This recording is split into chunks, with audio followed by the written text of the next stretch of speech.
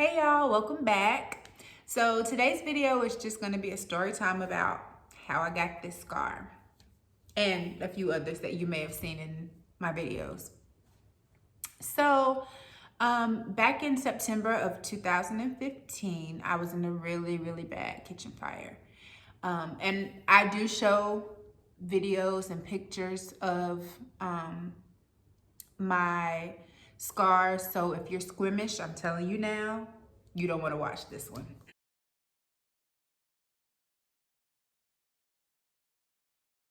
But I had come home from work or I was getting off work, and I decided that I wanted to have some hot dog and french fries. And I was gonna just go to the doghouse, which is a place where I lived, and get exactly what I wanted. But I thought about it and I was like, well, no, if you cook it, you'll have lunch for tomorrow. So I was like, okay, cool. I went to the grocery store and I got everything that I needed, and then I got to the fries section. And I thought about it and I was like, you know what? I really don't want any soggy french fries, because if y'all are honest, when y'all buy those french fries out of the freezer section and you put them in the oven, they're still soggy. Like, they don't give you that crunch that you need, right? So I was okay, well, I'll fry them. I never fried anything ever because I'm not a heavy fried food eater. And actually, my family, like my immediate family, aren't heavy fried food eaters. I was like, but you know what? I've seen this done 1,000 times. It's no big deal. So I bought a brand new pot, new oil, everything. I got home and I put the pot on the stove. I washed it out really good, dried it out really well, because I'm not a dummy with water and oil. We not dumb. So I dried it out really well. And then I put the oil in and I put the lid on top. Yes, I put the lid on top.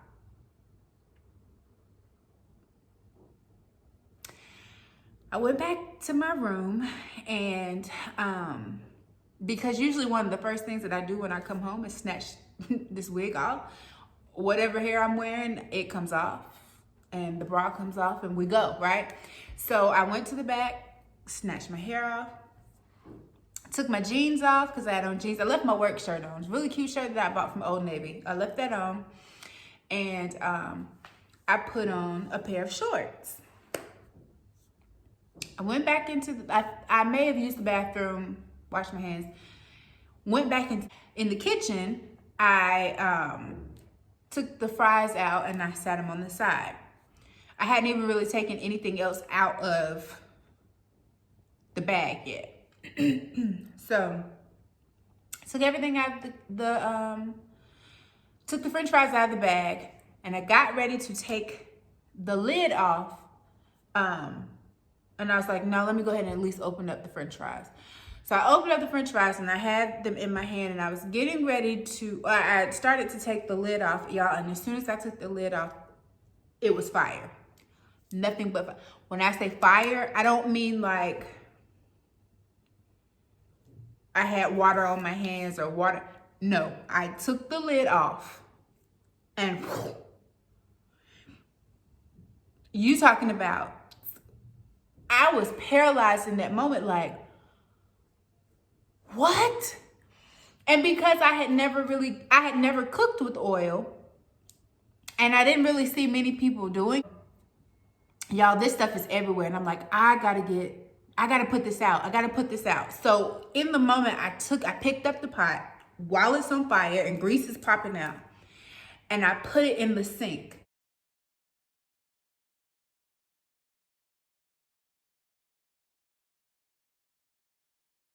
And I was so close, even though I knew not to put water on it, I was so close to putting water on it. I was like, no, I can't do that. I can't do that.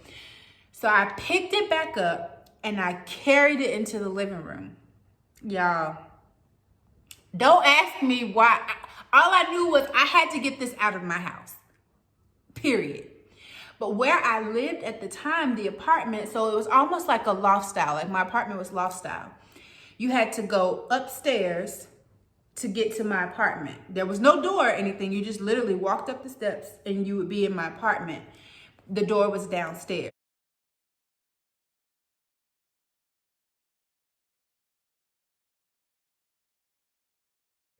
So I'm walking out of my kitchen through my apartment with this pot in my hand, in this hand, walking with it. And I go downstairs and I finally get it out. Meanwhile, there's grease and fire popping all out of the pan.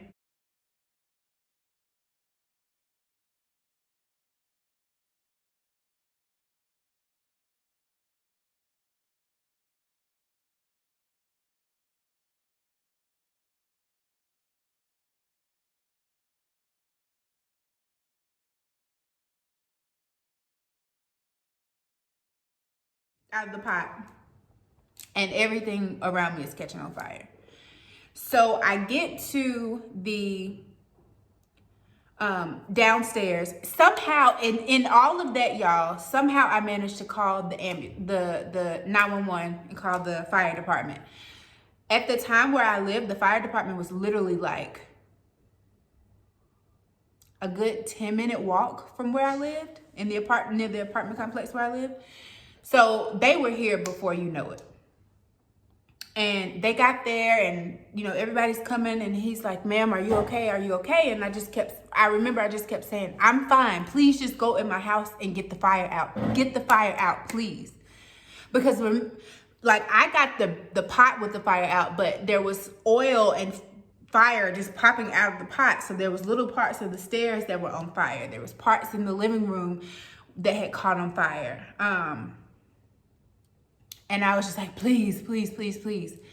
Also, in that time, I had managed to call my mom too. I had managed to call my mom, my best friend who was living with me at the time, and 911 while all this is happening.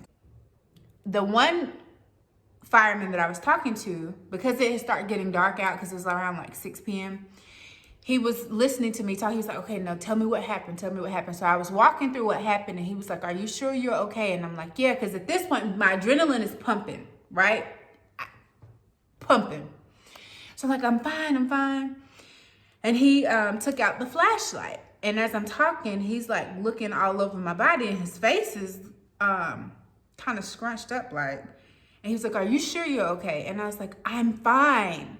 I just need to get the fire out. Please get the fire out.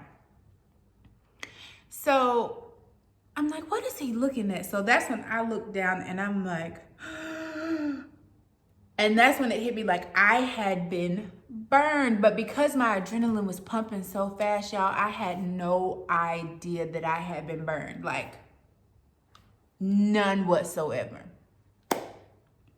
So he was like, yeah, you're not okay. He's like, I didn't want to tell you, but you're burned pretty badly.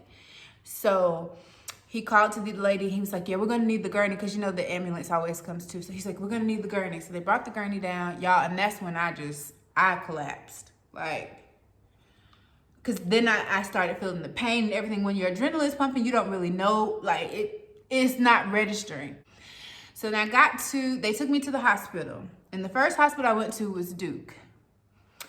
And I'll never forget it. Like when I got there, they had raised the gurney up really high. And there was like at least 20 to 25 doctors and nurses and people just like waiting for me to get there. And they're all looking and they're all talking. Mind you, my mom lives about 45 minutes to an hour away. But by the time I got to that hospital, my mama was there. Okay, my best friend was there. They were there. So they get me back and they're like trying to find the best place to put in an IV. So they finally found a place to put the IV in.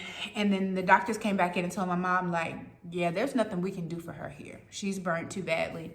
So it took them about 2 hours to get my transport ready and everything. So they transport me to UNC's burn center. I remember when I got there, my bishop and my first lady were there. My mom, of course, and best friend, they followed there. And I got there and they immediately took me up to this room and it was like, they were getting me ready. And my mom was like, well, what are they getting me ready for? And they said for a debridement bath. And I'm kind of like, I'm in and out like, a bath. So basically what they did, so you'll see in the pictures, the first set of pictures, you'll see the brown still on the burns.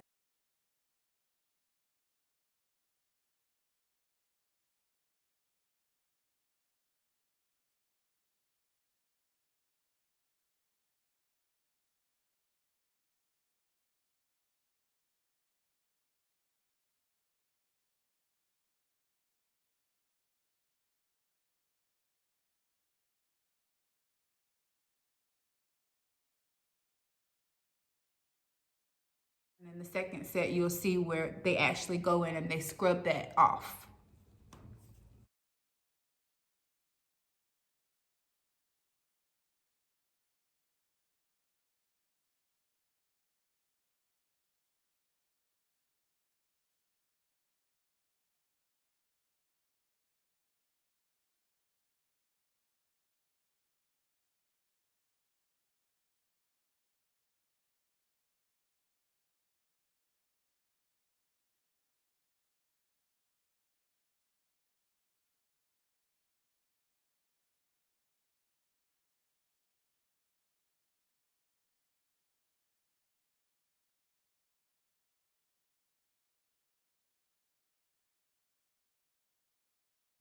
I didn't feel any pain, so I can't say that it's a painful experience. The most painful part of that was when I got a bath every day, and it was literally like this long metal table that they put me on top of, and they had the hoses coming from the ceiling, and like you just exposed. They just washing you, right? But the most painful part of that is they would always come in and give me either some fentanyl or some Dilaudid, because they wrap my wounds. Now they would put bacitracin, and there was another cream that they would put on top before they wrapped so that my skin wouldn't stick to it. But when it would dry out and they would have to peel that off, you talking about some pain. So I remember the night that I got there, right before I got the debridement bath, I asked my nurse, and I still remember her name is JJ. She was great, okay? I got there and I was just like, I'll be able to go home tomorrow, right? And she looked at me and she was like, sweetie, just relax. I was like, no, like I can go home tomorrow. She's like, you're probably gonna be here for about 3 months. I said, 3 months? No, ma'am. Like I have kids. I don't have kids. I teach. I call them my kids. I'm like, I have kids. Like they need me. They need me. And she was like, just relax. Just relax. I was there for all of 3 weeks because I was determined. Yeah, I was determined that I was not going to stay that long. Whatever they said do, I did it.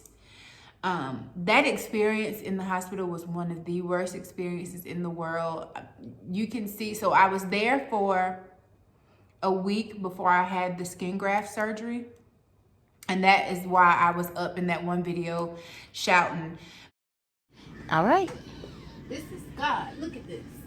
Up and I'm walking. Hallelujah. God, I thank you. I'm up. I'm moving. I feel like I might be able to throw in a little dance here. There she go. There she go. Woo! Thank you, Jesus. I'm coming up here. Don't play with it now. Be up in here falling out. I'll fall out now. I love y'all. Because I thought literally that the worst of the storm was over. It had just begun. So I had the surgery, and I was like a mummy. I couldn't get out of the bed for 5 days. They had wrapped me up and they had stuck these red tubes, and that was just so that the nurse could come in every few hours and add water so that the grafts would adhere and they wouldn't dry out, like they needed some moisture. But I had to lay in that same position for 5 days, y'all.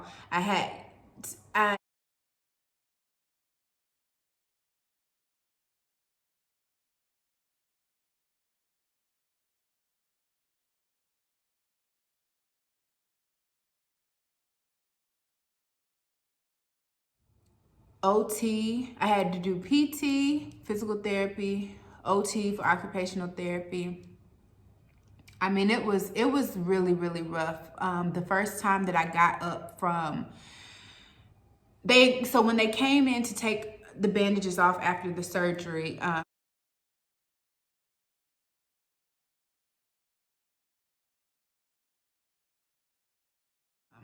they encourage you to start walking, like to try to start walking and things like that.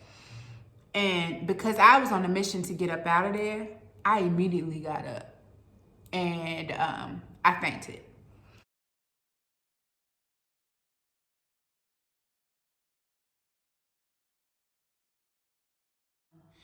After I was released, I went home to my mom's house for a week.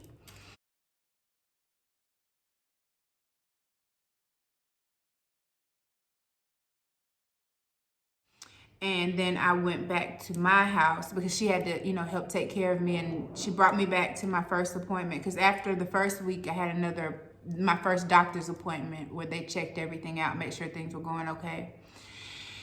And I had a doctor's appointment every week for like the first month after I got out. And so after that first week, I'm sorry, let me back up. After I left my mom's house, I went back to my house and I stayed there for 2 weeks. And then that's when I tried to jump up and take my butt to work.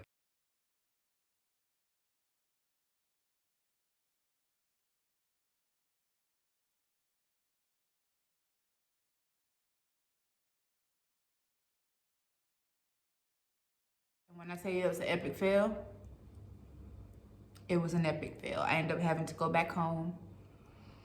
And I was at home for another week. So let's see. After that last appointment, because like I said, I had to go to appointments every week so they could check the graft and everything, because there was like all this stuff I had to do. My mom had to go out and we had to buy like a shower seat, because I couldn't sit down in the shower. I couldn't stand up in the shower.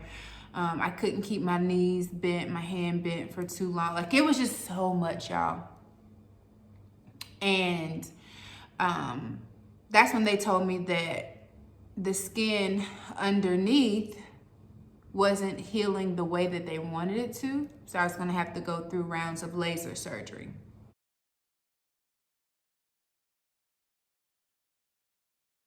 I did it all of 2016, every 3 months. And that was painful.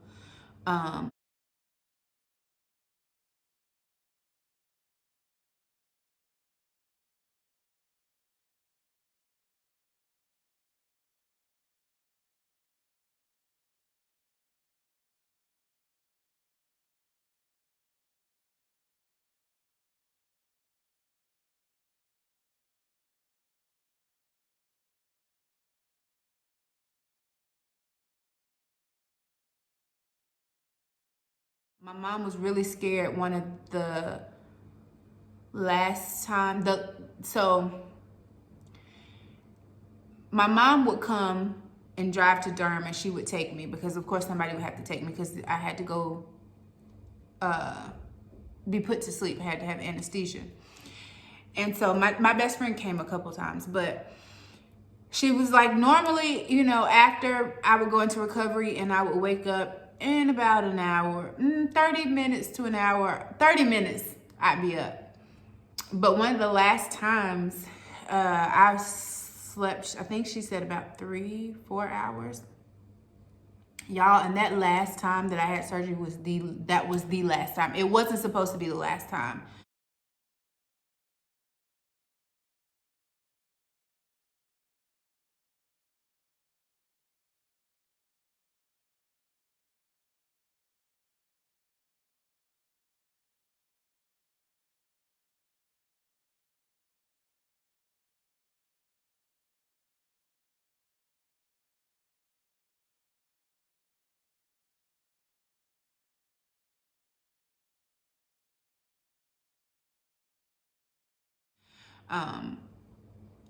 I think my scars are a lot worse than what they could be because of me. Because that last time I went in to have the surgery, they put the IV in. But y'all, this IV hurt so bad. I don't know what happened, but it hurt so bad. It got to the point where I had to tell her, you have to take this out because it hurts. And it wasn't even like I was moving or anything. Like, I'm just laying there watching TV waiting for them to roll me back. And I'm like, this hurts. So the nurse came in, she took it out. And she was like, well, that's fine. You know, we'll just, whatever when you get back to the back. So when I got to the back, I remember them putting the mask on, and they were like, just count back from 10. Y'all, as soon as they put that mask on me, it was like I was choking. I literally thought I was dying. I could not breathe. And so in my mind, like, I'm thinking that I'm moving, trying to flag people down, like, hey, something's not right, I'm dying. I literally thought I was going to die, like, to the point where I had started praying, all in a matter of seconds, and then that was it. That's all I remember. Then I remember waking up in recovery. But I was so traumatized by that because I just knew that was it. Like, I felt like I was being gassed and I was going to die. When they put the mask on, because I've never had that before, I thought it was literally going to be, you know, you just take a few deep breaths in. There wasn't going to be like this heavy, strange aroma or nothing. You just take a few deep breaths in and then you out.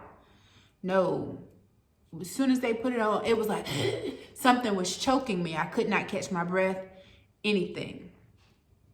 So I made up in my mind that that was going to be the last surgery that I had. They called me several times to come in for a checkup to make sure, because I didn't even go back for them to check, because after you have the surgery, you wait like a week and then you go back and let them check it. Then they schedule your next one. I didn't. I said no. And I had the last surgery in December of 2017. So I know that my scars did not heal the way they could have had I kept going, because the laser was helping the skin that was forming to, number one, not keloid, but number two, to not be so dark. Y'all, I got really depressed. I stopped cooking altogether.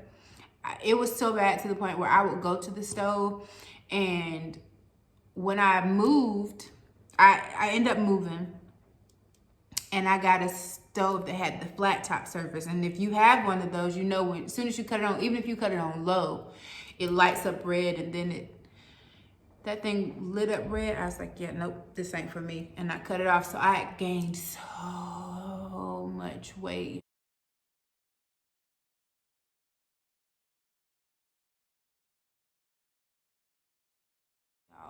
So much weight. And I was like, I literally was depressed. I hated myself. It was really bad.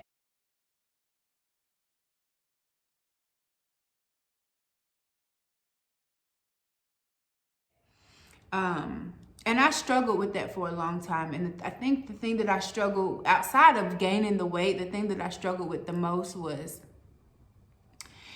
my scars. So I had to wear a sleeve, 2 sleeves on both of my arms. Then I had to wear one on my leg that literally went from my toes all the way up to my hip.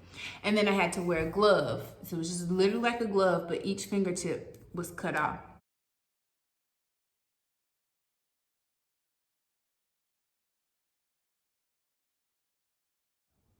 And I would go places and people would look at me strange, because I would try to cover up the sleeves and the one on my leg, but the hand one they would look at really strange. So also in that, part of the trauma in that was I would have to have these surgeries, but then I would have to still go to occupational therapy and physical therapy. But the occupational and physical therapy was in the hospital on the same floor that I was on with the burn. So I would have to go back to the hospital, go to the 5th floor, which is the ICU burn center, and literally walk past people's rooms with their doors open who are burnt up, wrapped up. Like, it was so much. I could not do it anymore.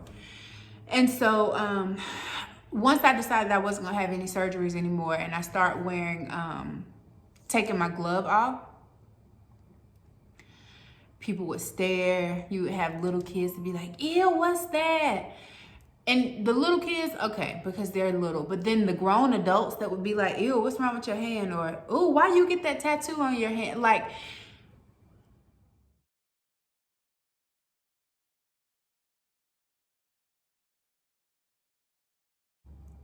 it's bad. Even to the point now where I'm still very self-conscious. I've gotten a lot better where I'll wear my arms out and wear my legs out occasionally, but it's still like a really touchy, sore spot for me because granted, I ain't had the best skin in the world, but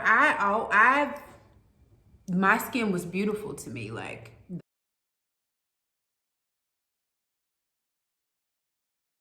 perfect shade, soft, pretty, like, and so now to have this, it's been hard. Even making this video was hard, and I know that I'm not completely over everything because when I was making the video and putting the pictures together, my eyes would get real watery. Like, who in here cutting onions? And it's like, sis, why are you still so emotional about this? But it's all because I didn't properly deal with the trauma. Like, you know, as a Christian, sometimes when things happen to us, we pray and we thank God that things weren't worse than what they were, but we brush it off and we never really deal with it. And that's not okay. It's not okay at all, actually. Like, okay, I know this is stupid, but I'm gonna tell y'all. So when I get married, or when I was going to get married, one picture that I've always wanted was to do a hand picture where both of you, like, you know, your hands are on top of each other's hands. And this just ruined it for me, y'all. And I am going to seek help because, again, I know that I'm not over it. And I think it did a lot more damage than I wanted to allow myself to believe that it did. I'm completely terrified of surgeries. I had to get my tooth pulled last month. I refused to take any, and I didn't want nothing, so he had to numb my mouth, and I literally was scared. It was to the point where he stopped and was like, "Are you okay? You are sweating profusely." Like, he had to tell the nurse, "Wipe her face. Like, do I need to stop? Do you feel pain?"